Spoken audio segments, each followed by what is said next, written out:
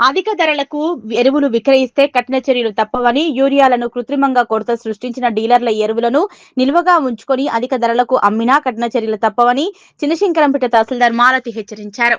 చినశంకరంపేట మండలంలోని మడూర్, గవలపల్లి, చినశంకరంపేట గ్రామాల్లో పలు ఎరువుల విత్తన దుకాణాలను మండల వ్యవసాయ అధికారి లక్ష్మీ ప్రవీణ్ తో పాటు స్థానిక తహసీల్దార్ మాలతీలు తనిఖీలు నిర్వహించారు. దుకాణాల్లో ఎరువుల నిల్వలు, వాటి బిల్లులకు సంబంధించిన రికార్డులు పరిశీలించారు.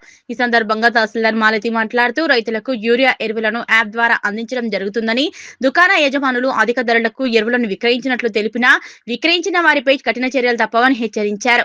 ఎరువులను కొనుగోలు చేసిన రైతులు తప్పనిసరిగా బిల్లులు తీసుకోవాలన్నారు. యూరియా నిల్వ ఉన్న డీలర్లు మాత్రం కృత్రిమ కొరత సృష్టిస్తున్నట్లు ప్రజలు అంటున్నారని, ఎవరైనా కృత్రిమ కొరత సృష్టించి అధిక ధరలకు విక్రయిస్తే మాత్రం చర్యలు తప్పవన్నారు. రైతుల యాప్ ద్వారానే యూరియాను బుక్ చేసుకుని అందుబాటులో ఉన్న దుకాణాల్లోనే యూరియా కొనుగోలు చేయాలని, అధిక ధరలకు యూరియా కొనుగోలు చేయకూడదని, ఎవరైనా అలా విక్రయిస్తే తమకు సమాచారం అందించాలన్నారు. ఈ కార్యక్రమంలో తహసీల్దార్ మాలతి, మండల వ్యవసాయ అధికారి లక్ష్మీ ప్రవీణ్, రెవెన్యూ ఇన్స్పెక్టర్ రాజు తదితరులు పాల్గొన్నారు. ఈరోజు ఫర్టిలైజర్ షాపులన్నింటిని కూడా తనిఖీ చేయడం జరిగింది.